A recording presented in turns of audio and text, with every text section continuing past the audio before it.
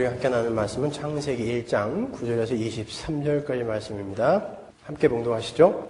하나님이 가라사대 천하의 물이 한 곳으로 모이고 묻이 드러나라 하심에 그대로 되니라. 하나님이 묻을 땅이라 칭하시고 모인 물을 바다라 칭하시니라. 하나님의 보시기에 좋았더라. 하나님이 가라사대 땅은 풀과 씨 맺는 채소와 각기 종류대로 씨 가진 열매 맺는 과목을 내라 하심에 그대로 되어 땅이 풀과 각기 종류대로 씨 맺는 채소와 각기 종류대로 씨 가진 열매 맺는 나무를 내니 하나님의 보시기에 좋았더라. 저녁이 되며 아침이 되니 이는 셋째 날이니라. 하나님이 가라사대 하늘의 궁창에 광명이 있어 주야를 나누게 하라. 또 그 광명으로 하여 징조와 사시와 일자와 연한이 이루라. 또 그 광명이 하늘의 궁창에 있어 땅에 비추라 하시고 그대로 되니라. 하나님이 두 큰 광명을 만드사 큰 광명으로 낮을 주관하게 하시고 작은 광명으로 밤을 주관하게 하시며 또 별들을 만드시고 하나님이 그것들을 하늘의 궁창에 두어 땅에 비추게 하시며 주야를 주관하게 하시며 빛과 어두움을 나누게 하시니라. 하나님의 보시기에 좋았더라. 저녁이 되며 아침이 되니 이는 넷째 날이니라. 하나님이 가라사대 물들은 생물로 번성케 하라. 땅 위에 하늘의 궁창에는 새가 나르라 하시고 하나님이 큰 물고기와 물에서 번성하여 움직이는 모든 생물을 그 종류대로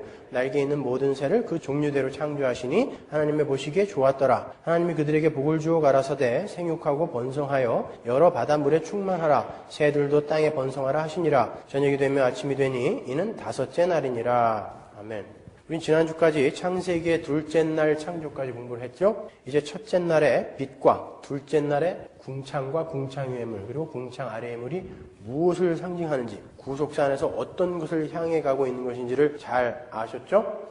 오늘은 셋째 날부터 다섯째 날까지를 공부하도록 하겠습니다. 하나님은 셋째 날에 물과 묻을 나누시죠. 온통 물로 덮여있던 지구에 땅에 융기 현상이 일어나서 땅과 바다가 이렇게 나뉘게 되는 것입니다. 그러니까 원래 지구는 셋째 날 전에는 온통 물로 덮여있었다는 뜻이 되죠. 궁창 아래의 물로.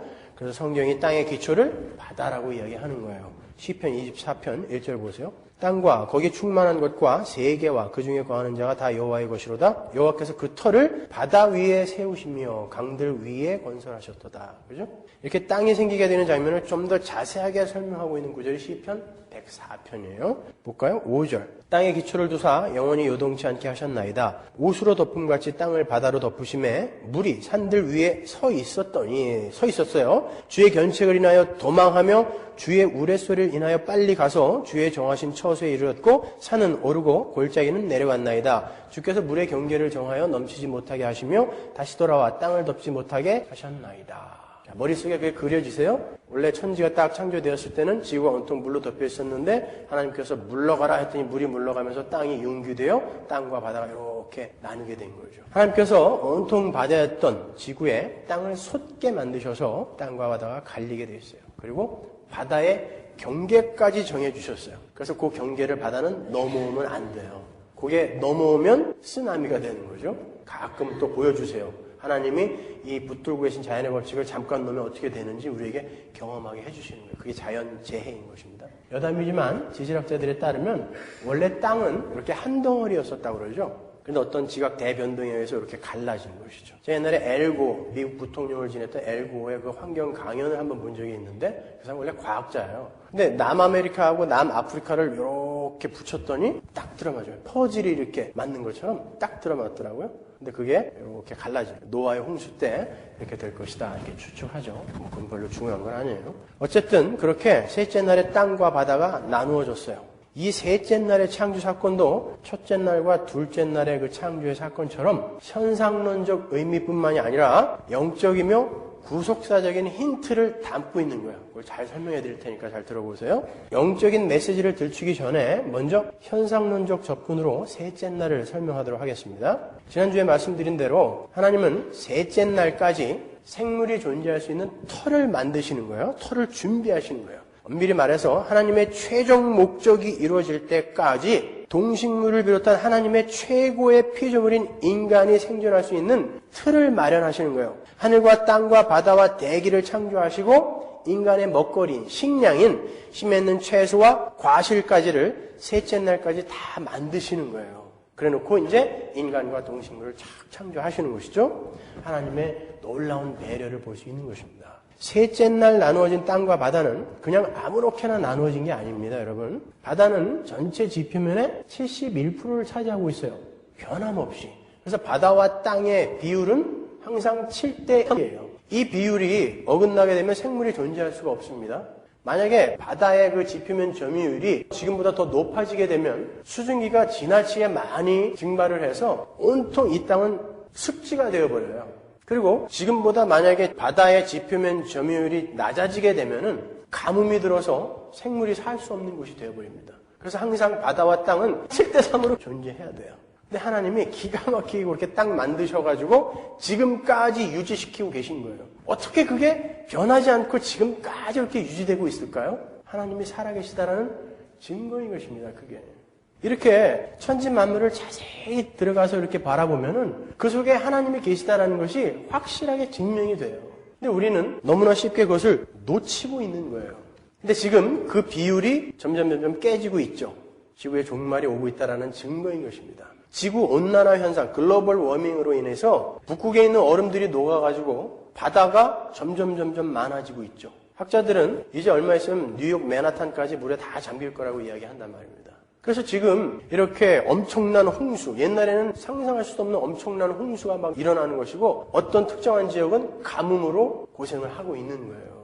이 모든 것들이 전부 인간들의 탐욕이 만들어낸 거죠. 그러니까 인간들의 탐욕은 이 인간들의 탐욕을 발판으로 만들어진 이 문명이라는 바벨탑은 하나님의 그 창조를 깨버리고 있는 거예요.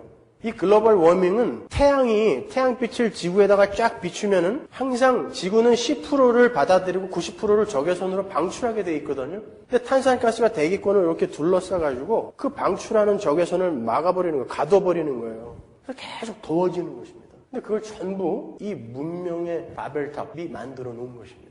이제 얼마 안 있으면은 이 지구는 엄청난 재앙에 빠지게 될 거예요. 그건 과학적으로도 이미 예측되고 있는 건데 사람들은 절대 자기 살아생전에는 그런 일이 안 일어날 거라고 굳게 믿고 있어요. 오죽하면 모든 인간이 자기에게는 절대 죽음이 안 올 거라고 무의식 속에 굳게 믿고 있다잖아요. 그러니까 막 사는 거죠. 이렇게 셋째 날에 생명체가 존재하는데 필요한 틀이 완성이 된 거예요. 하나님은 그 틀이 완성이 되자 보시기에 좋았더라 라고 말씀을 하세요. 잘 보시면 셋째 날에는 보시기에 좋았더라 라는 말이 2번 나와요. 둘째 날에는 그 말이 없었죠? 왜 없었는지 제가 설명해 드렸어요. 셋째 날에는 땅과 바다를 가르시고 보시기에 좋았더라 라고 말씀하세요. 그리고 씨 맺는 채소와 열매 맺는 과목을 창조하시고 또 보시기에 좋았더라 라는 말씀을 하세요. 그러니까 지난주에 말씀드린 대로 바다와 그 땅, 셋째 날에 만들어진 그 바다와 땅은 둘째 날에 하늘과 한 조를 이루고 있는 거죠. 그래서 하늘, 땅, 바다가 딱 생기니까 보시기에 좋았더라 라고 이렇게 마감하시는 거예요. 그리고 이제 인간과 동물들이 먹는 그런 식량을 딱 창조하시고 나서 또 보시기에 좋았더라 라고 이야기하는 거예요. 씨 맺는 채소는 곡물을 이야기하는 거예요. 벼, 보리, 밀 이런 거. 그러니까 식량을 딱 창조하신 거죠. 셋째 날에. 그럼 왜 고기는 창조 안 하셨는가? 고기는 노아의 홍수 이후에 먹게 되어 있었죠. 창세기 9장 3절 보면 산 짐승을 그때부터 하나님이 식량으로 주시죠. 그 전에는 요구의 곡물이었어요. 식량이었단 말입니다. 이제 그 셋째 날이 담고 있는 그 구속사 안에서의 영적 메시지를 한번 살펴보도록 하겠습니다. 성경에서 뭇과 바다가 대조되어 나올 때 항상 뭇은 하나님 나라를 상징하고 바다는 죄악된 세상을 상징하죠. 여러 번 제가 설명해 드렸습니다. 그거는. 그래서 창세기에 다섯째 날 만들어진 바닷속의 생물 중에 탄닌이라는 것이 들어있는 거예요. 이것도 제가 전에 한번 설명해 드렸는데 창세기 1장 21절에 그 큰 물고기 탄닌이라는 단어는 용, 뱀, 바다 괴물이란 뜻이에요. 그래서 성경이 구원과 하나님 나라의 완성을 바다가 물러가고 묻이 드러나는 것으로 묘사를 하기도 하는 거예요. 일부러 그 바다에다가 그 탄닌이라는 것을 이렇게 놓는 거예요. 창세기 1장 21절에. 그래서 이 바다가 물러가고 묻이 드러나는 것이 바로 하나님 나라의 완성이라는 것을 거기서 이제 힌트해주고 있는 거죠. 그러니까 그런 상식 하나만 알고 있어도 왜 이스라엘이 굳이 애굽에서 나와가지고 그냥 광야로 갈 수도 있었는데 쭉 아래로 내려와서 홍해를 건너야 했는지 바다를 가르고 거기를 건너야 했는지를 알 수 있는 거예요. 그리고 왜 굳이 거꾸로 가가지고 동쪽에서 서로 요단강을 가르고 건너야 하는지를 우리가 알 수 있는 거죠. 그죠? 왜? 구원이라는 게 바로 바다가 물러가고 마른 땅이 되는 그런 의미가 있는 것이기 때문에 그런 장면들이 연출이 되는 것입니다. 이사야서 51장 9절 보세요. 여호와의 팔이여 깨소서 깨소서 능력을 베푸소서 옛날 옛 시대에 깨신 것 같이 하소서 라합을 점이시고 용을 찌르시니가 이 용이 탄인이에요. 용을 찌르시니가 어찌 주가 아니시며 바다를 넓고 깊은 물을 말리시고 바다 깊은 곳에 길을 내어 구속 얻은 자들로 건너게 하시니가 어찌 주가 아니시니까 여호와께 구속된 자들이 돌아와서 노래하며 시온으로 들어와서 그 머리 위에 영영한 기쁨을 쓰고 즐거움과 기쁨을 얻으리니 슬픔과 탄식이 달아나리이다. 그죠?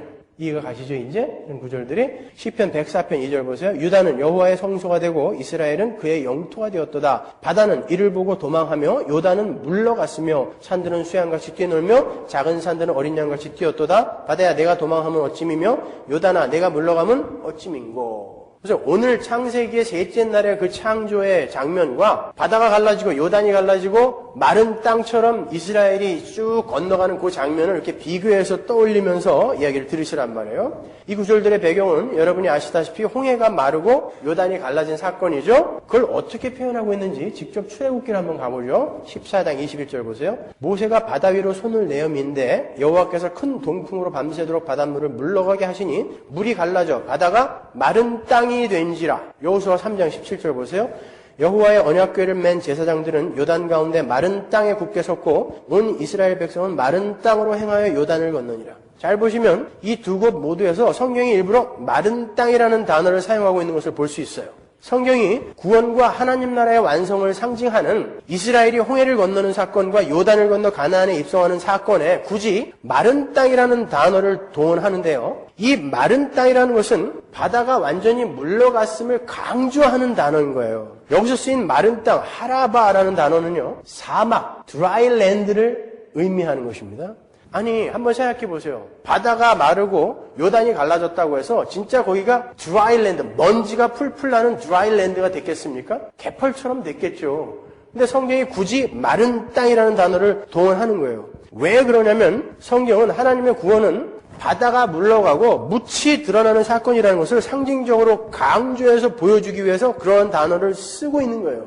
여러 번 말씀드립니다마는 애굽 쪽에서 보면 이스라엘이 홍해에 빠져 죽는 거죠. 가나안 쪽에서 보면 마른 땅에서 이스라엘이 살아서 올라오는 거예요. 그죠?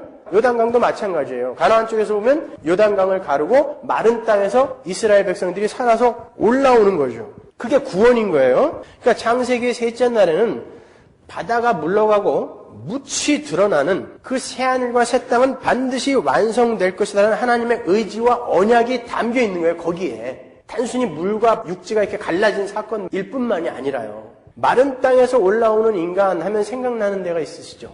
성경이 아담의 창조를 어떻게 묘사해요?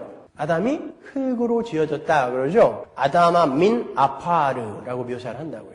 그 말을 정확히 번역하면 아담이 흙으로부터 올라왔다라는 뜻이에요. 그러니까 마른 땅에서 올라오는 이스라엘과 하나님의 손에 의해 창조가 되는 그 아담, 그 생명이 깊은 연관이 있음을 그렇게 보여주는 거예요. 성경은 이렇게 깊습니다, 여러분. 오묘한 거예요. 쉽게 설명해드리면 교회를 상징하는 이스라엘이 홍해와 요단을 건너서 마른 땅에서 올라오는 그 사건은 하나님으로부터 새로운 생명이 창조되는 새 창조를 의미한다는 것을 힌트하고 있는 거예요. 그래서 거기에 마른 땅, dry land라는 단어가 동원이 된 것입니다. 이렇게 창세기의 셋째 날은 바다가 물러가고 마른 땅, 묻이 드러나는 새 창조를 향하고 있는 거예요. 그냥 그 창조의 사건을 우리에게 인포메이션 하고 있는 것이 아니라 어딘가로 이렇게 향하고 있는 것이란 말입니다. 그래서 요한계시록에 보면은 다시 바다가 있지 않겠고라고 그 새하늘과 새 땅을 설명하는 거예요. 그러니까 창세기 셋째 날이 어디로 향하고 있다고요? 다시 바다가 있지 않은 요한계시록의 새하늘과 새 땅으로 향하고 있는 거예요. 그 전체가 바로 성경인 거예요. 하나님이 어떻게 이 바다를 물리치시고 어떻게 이 어두움을 물리치시고 빛과 문만 남아있는 그 새하늘과 새 땅을 창조해 내시는가를 보여주는 그 하나님의 경륜을 보여주는 것이 바로 성경인 것입니다. 아셨죠? 그래서 창조부터 시작이 되는 거예요. 우리가 이 셋째 날까지의 창조, 그 구조적 틀의 창조에서 배울 수 있는 중요한 메시지가 하나 있어요. 그것은 하나님께서 갈라놓으신 것은 절대로 합쳐져서는 안 된다라는 거예요. 하나님은 현상론적인 측면에서 볼 때는 이 천지를 생명이 존재하는 가장 적합한 환경으로 만드셨고 일정한 비율로 잘 나누어 놓으신 것이지만 영적으로 그걸 바라볼 때는 합쳐져서는 안 될 것을 분리시켜 놓으신 거예요. 다른 말로 없어져야 할 것들과 영원히 남을 것을 나누어 놓으심으로 지금은 하나님의 목적을 이루기 위해서 남겨놓은 그것들을 이제 역사 속에서 이렇게 치워가시겠다라는 의지를 그 속에서 우리가 읽을 수 있는 거예요. 빛이 창조되면 어둠이 당연히 없어야 되는데 첫째 날에 보면 어두움이 있잖아요. 하나님이 어두움을 놔두셨다고요. 어떤 목적 때문에. 아시겠습니까?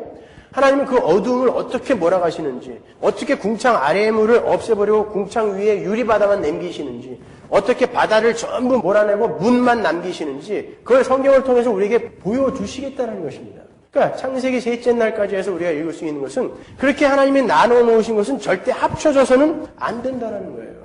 그 하나님이 나눠 놓으신 것이 합쳐진 적이 있었어요. 빛과 어두움이 합쳐진 적이 있었죠.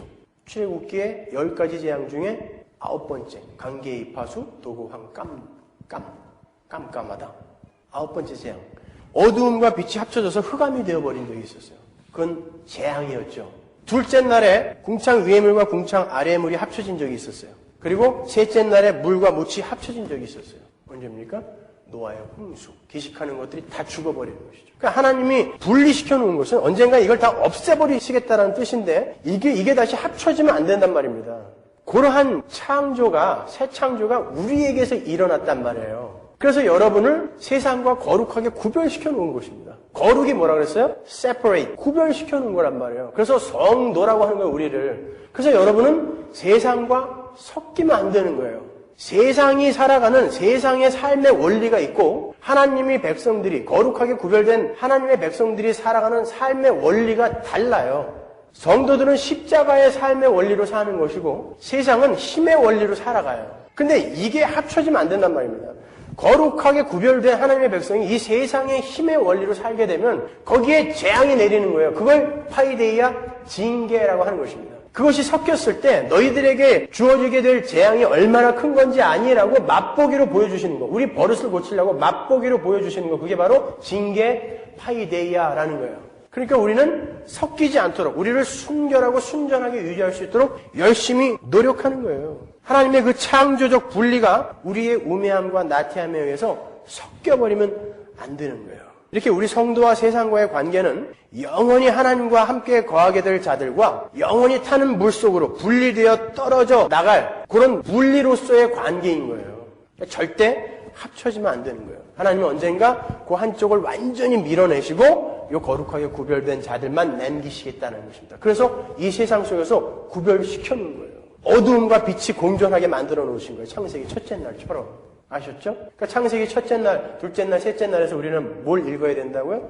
아, 하나님은 반드시 그렇게 만드실 거구나. 그러니까 우리는 이 세상과 섞이면 절대 안 되는구나. 힘들더라도 하나님의 자녀다운 삶을 살자로 가는 거예요. 아울러 우리 내면에도 똑같은 일이 지금 벌어지고 있는 거예요. 우리는 이미 새 사람으로 창조가 됐어요. 근데 우리 안에도 아직 여전히 죄의 오염과 부패가 남아있어요. 왜 남겨두셨을까요, 여러분? 그걸? 왜 남겨두셨을까요? 싹 치우시지 않으시고? 왜 이렇게 지저분한 우리 자신을 보게 만드시죠? 하나님은 바로 너희들은 이런 자였는데 이 어둠을 싹 몰아가시고 너희들을 완전히 새 걸로 만들어내시고 말 거야. 그러니까 그 하나님께 항복해, 순종해라, 순응해라 라고 우리에게 말씀해 주시는 것입니다. 이렇게 창세기 창조 기사는 우리 성도들을 향한 하나님의 언약을 담고 있는 거예요. 그 언약을 우리는 신앙생활을 통해서 직접 경험하는 거예요. 이 역사 속에서, 시간 속에서. 그래서 우리는 안심할 수 있는 것입니다. 우리의 꼴은 여전히 이 모양이지만 하나님은 반드시 완성해 내시겠구나. 아울러 하나님은 우리의 순종을 방법으로 사용하셔서 우리를 변화시켜 가시기 때문에 그 어두움과 바다로 대표되는 그 옛사람과 세상을 자꾸 몰아내는 연습을 우리는 하는 거예요.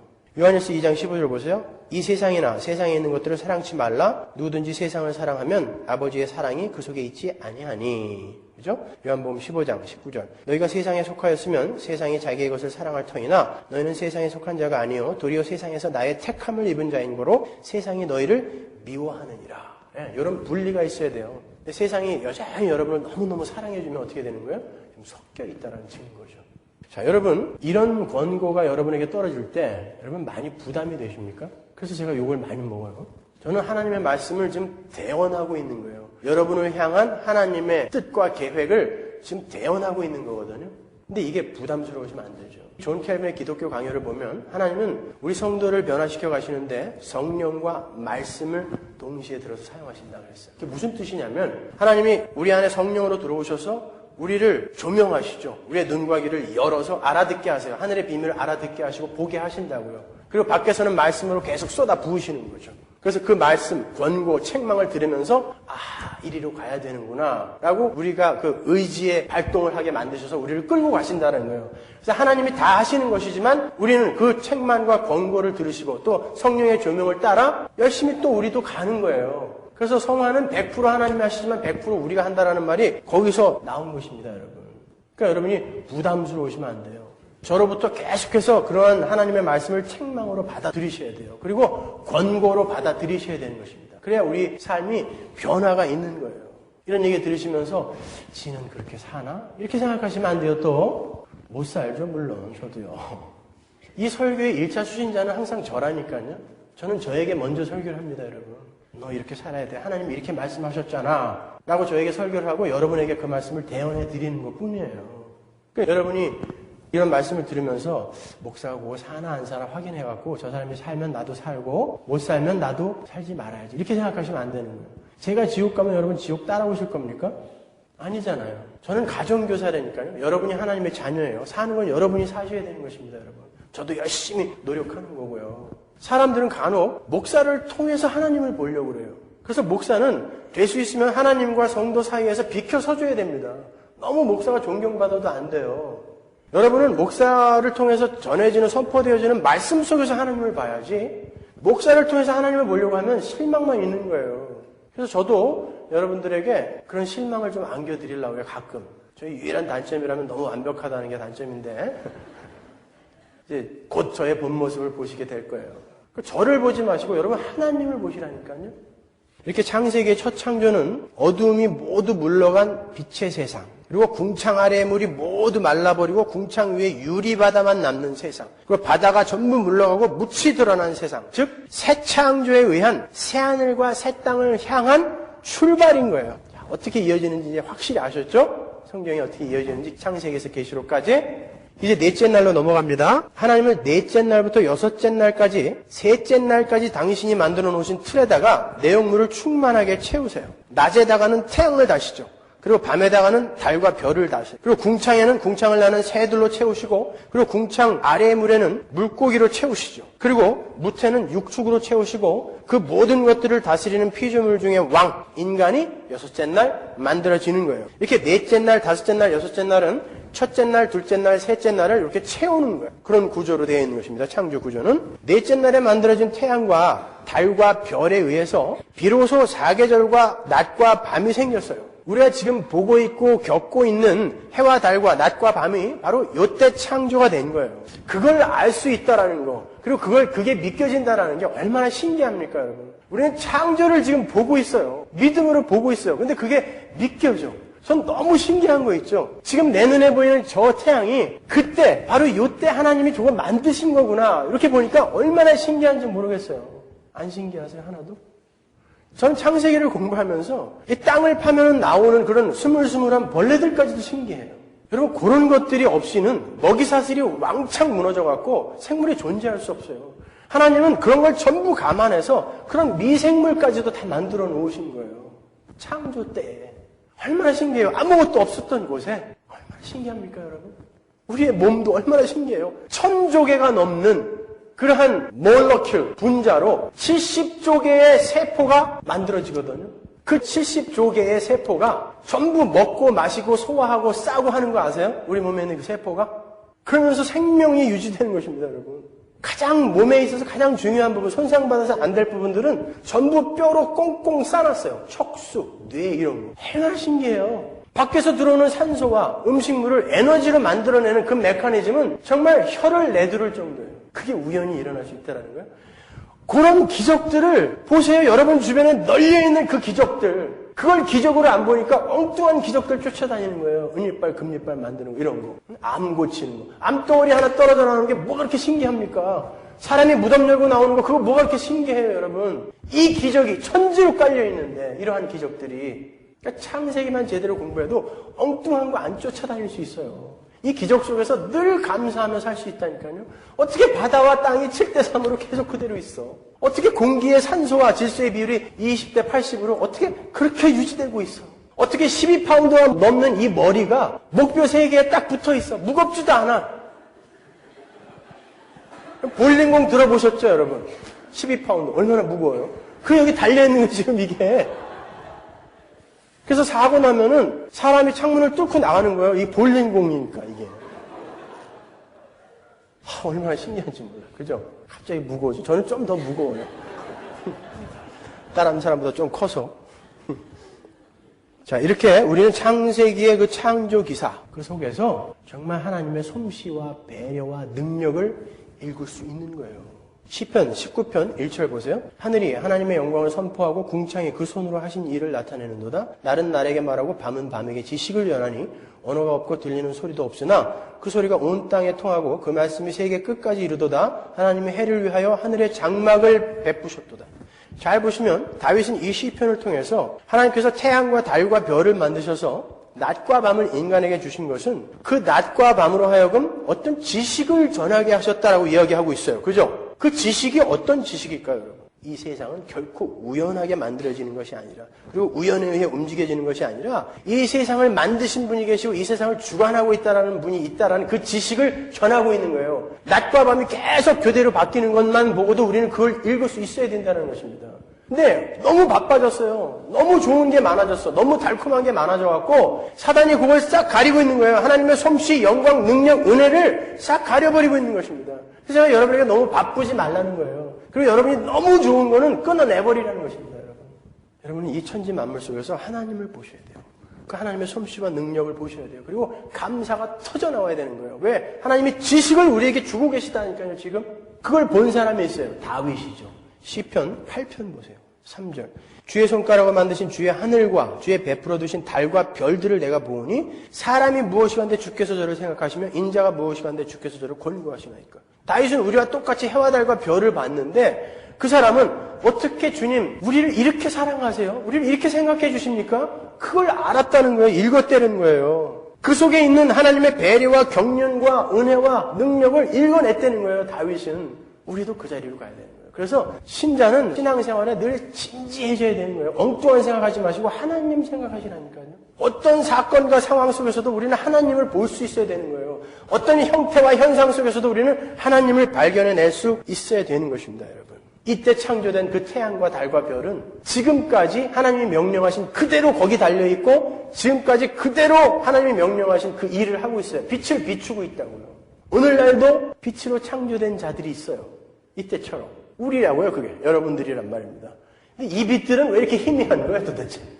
왜 일들을 안 하고 있는 거야, 이 빛들은?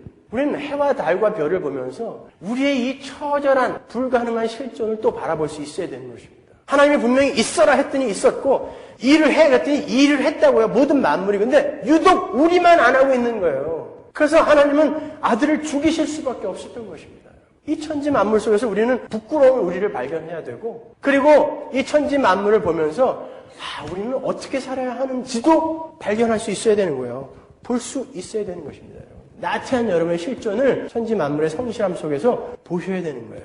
아울러 우리는 이 넷째 날 하늘의 광명들의 그 창조를 통해서 하나님께서 이 역사 속에서 일하시는 방법을 엿볼 수 있어요. 아주 중요한 거예요.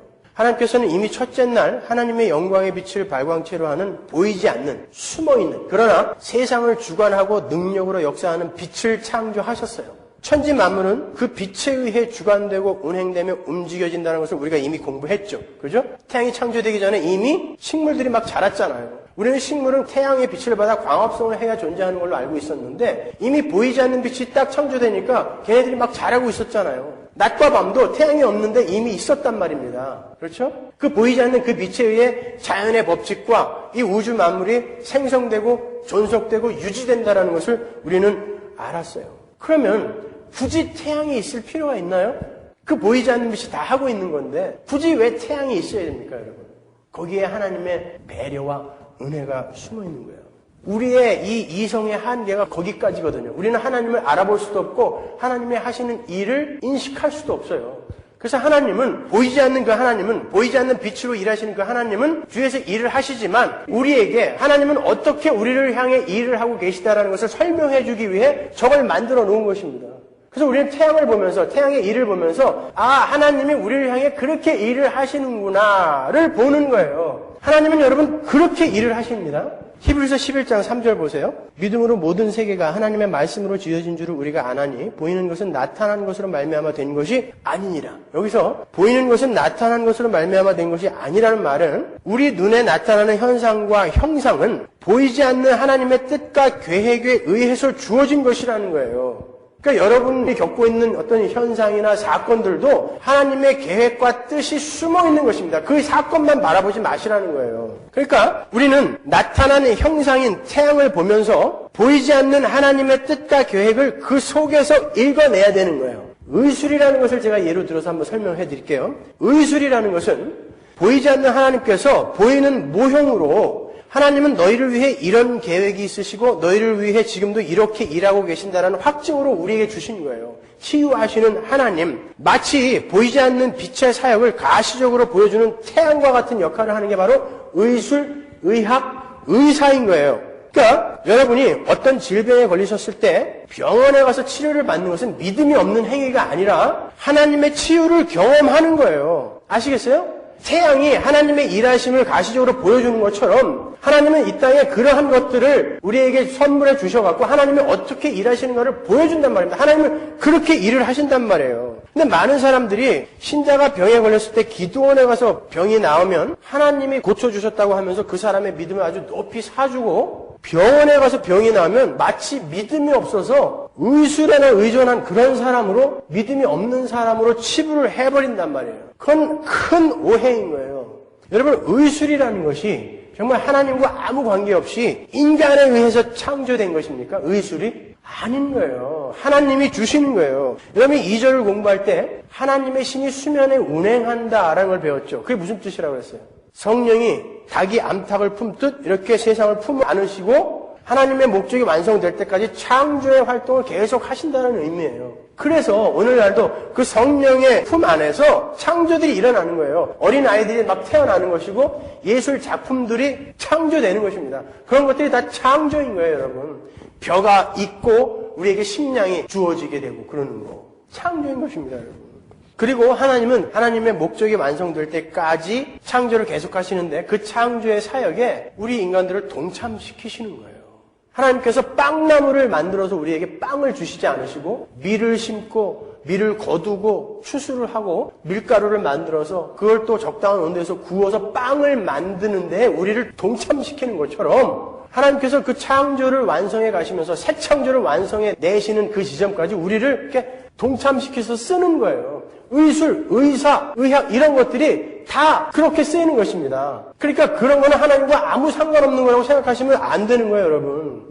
하나님은 하나님이 인간들의 질병을 치유하고 계시다는 모형으로 마치 태양처럼 의술과 의사와 의학을 인간들에게 주는 거예요. 그러니까 병원에 가서 병이 나은 거나 기도원에 가서 기도해서 나은 거나 전부 하나님의 치유인 거예요. 하나님이 하시는 일인 것입니다. 그러니까 병에 걸렸을 때 나는 절대 하나님의 치유를 믿지 않아. 기적 같은 거 믿지 않아. 그러니까 난 기도 안 할 거야. 의사한테 갈 거야. 과학을 의지할 거야. 이 사람은 보이는 모형인 태양만 보고 의술만 보고 그 뒤에 보이지 않는 빛이신 하나님을 보지 못하는 불신자인 거고요. 신자는 병에 걸렸을 때 병원에 가면 안 돼. 오직 하나님께 부탁해서 기도원에 가서 병이 나아야 돼.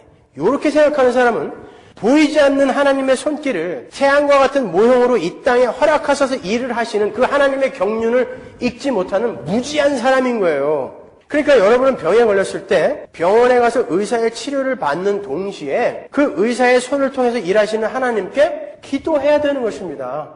그래서 야고보 사도가 이렇게 이야기하는 거예요. 5장 14절 보세요. 너희 중에 병든 자가 있느냐? 저는 교회의 장로들을 청할 것이요 그들은 주의 이름으로 기름을 바르며 위하여 기도할지니라. 이 구절이 강조하는 건 병에 걸리면 무조건 모여서 기도해라 이런 뜻 아니에요. 장로들 불러서 기도해라 이런 뜻 아닙니다, 여러분. 물론 신자는 병에 걸리면 하나님께 먼저 기도해야죠. 왜 하나님이 나에게 이 병을 허락하셨을까? 이 안에 무슨 뜻과 계획이 있으실까? 물어야죠. 기도해야죠. 그러나 병원에 가셔야 돼요. 여기서 기름을 바른다, 알레이프 산테스라는 이 단어는 당시 고대 시대의 의술을 이야기하는 거예요. 당시 고대 시대에는 병이 걸리면 환자의 환부에다가 기름을 발라서 이렇게 문질렀다고요. 그렇게 의술을 통해 치료 행위를 하면서 하나님께 기도도 같이 해라라고 이야기하는 거예요. 아셨죠? 우리는 참 빛의 대행자로 창조된 그 태양과 달과 별을 보면서 그러한 실제적인 신앙생활의 지혜도 읽어낼 수 있는 거예요. 여러분, 기독교는 신비한 거예요. 그러나 신비주의는 아닙니다, 여러분. 신비주의로 흘러서는 안 돼요.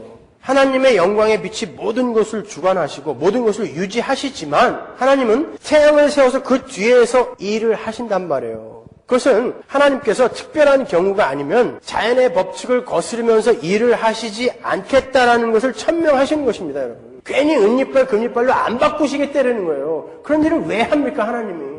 마귀는 해요. 왜? 성도들을 미혹하려고요. 하나님이 자연의 법칙을 거슬려서 일을 하신 적이 있어요. 왕왕 있어요. 그것은 교회들에게 어떤 것을 설명해 주기 위해서, 예수 그리스도는 하나님의 아들이라는 것을 설명해 주기 위해서, 그리고 하늘의 비밀인 복음을 설명해 주기 위해서 가끔 자연의 법칙을 거슬려서 일하신 적이 있어요. 태양을 멈추게도 하시고 뒤로 물러가게도 하시고 지구의 자전을 멈추시기도 하셨다고요. 그리고 만류인력을 거슬러서 무리를 걷기도 하셨단 말입니다. 그러나 그때는 항상 교회에게 무슨 뭔가를 이야기하고 싶을 때였어요. 그 이외에는 자기가 만들어 놓은 그 자연의 법칙에 하나님 스스로 순응했다니까요. 배고프면 먹으셨다고요. 피곤하시면 주무셨어요. 예전에 제가 어떤 그림을 봤는데 예수님이 어렸을 때 마리아에게 이렇게 볼기장 맞는 그림이었어요. 하나님은 자연의 법칙에 순응하며 사셨어요. 만약에 하나님이 자연의 법칙을 거슬렸다면 하나님은 십자가에서도 하나도 안 아팠어야 돼요. 그러면 그 십자가는 쇼죠. 엄청난 연극이 되어버리는 것입니다, 여러분. 하나님 그렇게 일 안 하신단 말이에요. 그래서 주님은 승천하실 때 얘들아 기적이 있는 곳에 가지 말아라 그런 거예요. 기적이 있는 곳에 가지 말아라 그런 거예요. 하나님은 특별한 경우가 아니면 태양을 통해서 빛의 일을 하시듯 하나님께서 인간들에게 허락하신 의술과 의사들을 통해서 병을 고치시는 거예요. 물론 하나님이 신비하게 정말 기적처럼 우리 성도들의 기도를 드시고 병을 고치실 수도 있어요. 지금 고치시죠. 왜 안 하시겠어요? 그러나 특별한 경우가 아니면 그렇게 일 안 하신단 말입니다. 그러니까 병 걸리면 기도원 가지 말고 병원 가시란 말이에요. 아셨죠? 예전에 손창호라는 탤런트가 있었어요. 한때 어떤 방송국에서 저하고 같이 이제 방송을 진행해서 제가 그분을 잘 알아요. 굉장히 똑똑하고 탁월한 분인데 이혼을 하고 재산 몽땅 다 뺏기고 거지 돼가지고요. 신부전증 환자가 되어서 서울역에서 노숙자를 하셨어요. 근데 이제 서울시에서 그분이 굉장히 위중한 병을 앓고 있다는 것을 알고 가톨릭 병원에 입원시키셨다고요. 그래서 매일매일 투석을 하면서 투병을 하고 있었는데 갑자기 죽었어요. 왜 죽었는지 아세요? 잘 치료받고 있는 사람 어떤 기도원 원장이 찾아가갖고 자기네 기도원에 와서 기도하면은 병원에서 치료받는 거 멈추고 자기네 기도원에 와서 기도하면 낫는다 그래갖고 데리고 가가지고 일주일 만에 시체로 돌려보냈어요. 무식한 짓인 것입니다. 그건 살인인 거예요. 실제로 제가 아는 집사님이 유방암에 걸리셨는데 그 집사님에게 어떤 사람이 권고를 하는데요. 저희 집사람도 들었어요. 집사님 병원에 가지 마세요. 수술하지 마세요. 하나님이 나한테 얘기하셨는데 기도로 다 낫게 해주신다 그랬어요. 그러니까 병원 가지 마세요. 이렇게 이야기하더라고요. 그건 살인인 거예요. 아프면 병원을 가십시오, 여러분. 엉뚱한 데 가가지고 괜히 이상한 여자들이 하는 그런 거 쫓아다니지 마시고요. 그래서 병원에 가서 안 나면 기쁘게 천국 갑시다. 그게 성도지. 헐 어디 그런 데를 쫓아다녀가지고 머리 뒤밀고 그러세요. 목사한테 와가지고 또 안수해달라고 그런 말도 하지 마세요. 저는 못 고쳐요. 감기 걸린 사람도 제가 안수하면 독감으로 돼요, 막. 그러니까 저한테 오지 마세요. 물론 같은 성도로서 여러분을 위해서 저는 열심히 기도할 거예요. 그렇지만 저에게 그런 능력 없어요. 의사한테 가세요. 용한 의사한테. 용한 의사는 몇 명 소개해드릴 수는 있어요. 하나님께서는 그렇게 넷째 날에 해와 달과 별을 만드세요. 그런데 특이한 것은 성경이 해와 달과 별을 그냥 큰 광명, 작은 광명이라고 부르지 해, 달, 별 이렇게 안 불러요. 그죠? 왜 그럴까요? 출애굽한 이스라엘이 애굽에서 가장 열심히 섬겼던 신이 뭐예요? 태양신, 달신, 별신이에요. 그래서 모세는 취급한 이스라엘에게 너희들이 섬기던 그 1월 성신은 하나님이 너희를 위해 만들어 놓으신 피조물이지 너희가 섬길 대상이 아니야 라는 것을 주지시키기 위해서 일부러 해달별을 하나님이 만드신 큰 광명, 작은 광명이라고 이렇게 그냥 부르는 거예요. 그렇게 넷째 날에 창조가 끝나고 다섯째 날과 여섯째 날에 하나님은 둘째 날과 셋째 날의 틀에 새와 물고기 그리고 육축으로 내용물을 채우시는 거예요. 이게 창조예요. 창조가 뭔지 아시겠죠 이제? 창조는 단순히 이 천지만물이 어떻게 생겼는가를 인포메이션 하고 있는 게 아니라는 걸 아셨죠? 이렇게 성경은 깊고 오묘하고 신묘막측해요. 틀을 세우시고 내용물을 충만하게 채우셔서 보기 좋게 만드시는 그 하나님의 새 창조를 창조부터 설명해 가고 계시는 거예요. 그래서 요한복음 1장에도 넷째 날부터 여섯째 날까지 주님께서 제자들을 모시는 장면이 나오는 거예요. 틀을 만드시고 그 틀에다가 채우시는 거예요. 하나님 나라의 틀을 세우시고 12사도로 상징이 되는 하나님의 백성들을 채우시는 거죠.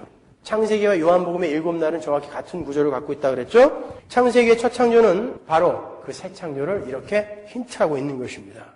그 새 창조는 우리 안에 이미 일어났어요. 하나님은 우리를 하나님의 전으로 새롭게 창조하셨어요. 그러한 하나님의 전은 충만하게 이제 채워져야 되죠. 생육하고 번성하여 충만하게 채워져야 되는 거예요. 무엇으로 채워져야 돼요? 우리 안은 무엇으로 채워져야 됩니까? 음식물로 채워져야 돼요? 똥으로 채워져야 됩니까? 성령으로 채워져야죠. 여러분이 좋아하는 성령 충만. 성령 충만이 뭐예요? 방언하고 병고치고 예언하고 하는 게 성령 충만입니까? 성령 충만. 이 더러운 우리 육신 안에 성령이 충만하다는 것은 이 옛 몸뚱아리 안에서 하나님의 성품과 하나님의 인격이 막 흘러나오게 되는 거예요. 그게 성령 충만입니다. 성령 하나님이 내 안에 충만하게 거하셔서 그 하나님의 하나님 되심이 내 안에서도 성품과 인격으로 막 쏟아져 나오게 되는 거. 그걸 우리가 성령 충만이라는 거예요. 틀을 만드시고 하나님은 그렇게 채워가실 거예요. 나중에 그게 완전히 채워지면 우리는 천국에 들어가는 것입니다, 여러분. 그런데 그게 지금 조금씩 채워지는 것을 경험하니까 우리가 지금 천국을 살고 있다라고도 이야기하는 거예요. 근데 절대 이게 안 채워지고 있으면 어떻게 되는 것입니까? 그 사람은 아닌 거죠. 복음서에 보면 어떤 사람에게서 귀신이 나갔는데 깨끗이 치워놨어요. 그랬더니 7 귀신이 다시 들어오죠. 그러니까 치워놓기만 하면 안 되는 거예요. 뭘로 채워놔야 되는 거예요? 뭘로? 성령으로 채워야 되는 것입니다, 여러분. 그것은 단순히 도덕적으로 윤리적으로 여러분이 결심하고 그냥 착한 일을 해보는 거. 이거는 어떤 상황이 여러분에게 닥치면 오히려 더 더럽고 어둡고 추악한 국면으로 떨어질 수도 있다는 것을 우리에게 경고하는 거예요. 그렇지 않기 위해서는 늘 성령으로 이렇게 채우는 삶이 우리 안에서 나와야 되는 것입니다. 그렇지 않으면 언제 다시 저 더러운 국면으로 또 떨어질지 몰라요. 그게 바리새인의 삶이었어요. 도덕적으로 윤리적으로 깨끗하고 경건하게 사는 것 같았는데 실제로는 살인자들이었잖아요. 막 때려 죽여버렸어요. 하나님의 아들까지도 못 박아 죽여버렸지 않습니까? 못 박아라, 못 박아라. 여러분은 성령 충만한 삶을 순간순간 살아내시고 연습하시는 거예요. 여러분, 하나님께서 베드로에게 천국의 열쇠를 주시고 네가 땅에서 매면 하늘에서도 매이고 땅에서 풀면 하늘에서도 풀리리라 라고 이야기를 하셨죠. 그 말은 뭐예요? 캐톨릭에서 이야기하는 것처럼 진짜 베드로가 천국 열쇠를 갖고 있다는 말입니까? 땅에서 매면 하늘에서도 매고 땅에서 풀면 하늘에서도 풀린다는 건 교회가 이 땅을 살아가는 그 삶의 원리가 바로 하늘나라의 삶의 원리와 동일한 거라는 걸 보여주는 거예요. 그래서 여러분들이 이 땅에서 매면 하늘에서도 매인다는 거예요. 하늘나라의 삶의 원리를 지금 이 땅에서 우리가 살아내야 된다는 뜻입니다. 그게. 그리고 하나님이 그렇게 반드시 만들어내시겠다는 뜻인 거예요. 그래서 여러분이 여기서 매면 하늘에서도 매여야 돼요. 반대의 삶의 원리로 살고 있으면 어떻게 되는 거예요? 그건 교회가 아니다라고 이야기하는 거예요. 그래서 그 삶을 추구하라는 것입니다. 기름을 준비한 슬기로운 5 처녀. 그 5 처녀는 똑같이 자고 있었음에도 불구하고 왜 슬기롭다는 말을 들었어요? 신랑이 아직 안 왔는데 온 것처럼 신랑만 바라보며 신랑이 온 것처럼 살았다는 것입니다. 달란트의 비유, 문화의 비유가 다 뭐였어요? 주인이 없는데도 주인이 있는 것처럼 살았다는 거예요. 하늘나라의 삶의 원리로 살아냈다는 것입니다. 그들을 성도라고 하는 것이고 그들이 천국을 사는 거예요, 이 땅에서. 그러니까 성경이 여러분에게 그렇게 많은 권고와 책망을 하시는 것입니다. 너희들이 살아야 할 삶은 바로 이거야. 그리고 훈련을 해야 될 것은 바로 이거야. 그러니까 빨리 쫓아와. 내가 반드시 그렇게 만들고야 말 거다. 그러니까 빨리 포기하고 쫓아와. 그러는 거예요. 우린 바로 그 지점으로 지금 창조되어지고 있는 거예요. 이제 여러분의 삶 속에는 어두움과 바다가 몽땅 물러가게 될 거예요. 지금도 이제 물러가고 있어요. 그죠? 조금씩 변화되어지는 모습을 저는 여러분 삶 속에서 문득문득 본다고요. 물러가고 있는 거예요. 이제 완성이 될 거예요. 그날 얼마나 기쁘겠어요. 이 죄로 말미암아 이제 눈물 흘리고 슬퍼하지 않는 그날이 온다니. 이렇게 나도 어쩔 수 없는 이 오염과 부패가 이제 다 없어진다니. 얼마나 기쁩니까, 여러분? 우리는 창세기에서도 이렇게 계시록을, 종말을 보는 것입니다. 아셨죠? 그러니까 여러분 빨리 항복하시고 하늘의 삶의 원리, 그 십자가의 삶 살아보자고요. 2월 한 달은 무슨 달? 십자가 지는 달이에요. 아셨죠? 네, 기도하겠습니다.